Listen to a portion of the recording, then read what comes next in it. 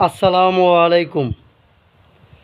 Online বলেন আর offline বলেন, যারা দেশকে ভালোবাসে, মানুষকে ভালোবাসে, দেশের জন্য কাজ করে, মাটির জন্য কাজ করে, মানুষের জন্য কাজ করে, আমি তাদেরকে খুব ভালোবাসি।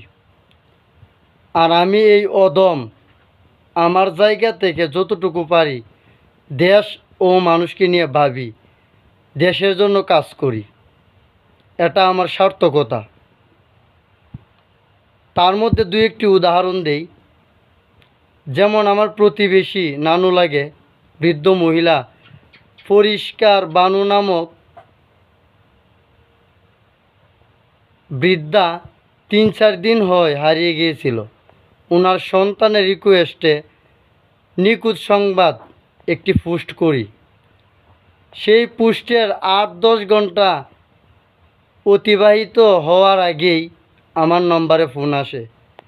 উনি বিশম্বপুর ছিলেন, সন্ধান মিলেছে। এটা আমার সার্থকতা।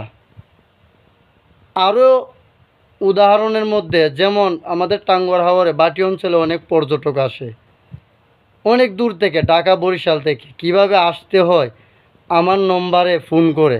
এটা আমার অনলাইনের সার্থকতা। এটা মানুষের ভালোবাসা আমি মনে করি।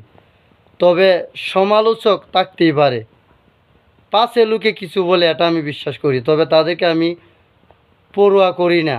সবার দোয়া ও ভালোবাসা নিয়ে এগিয়ে যেতে চাই। মৃত্যুর আগ পর্যন্ত মানুষ ও দেশের জন্য কাজ করতে চাই। আমি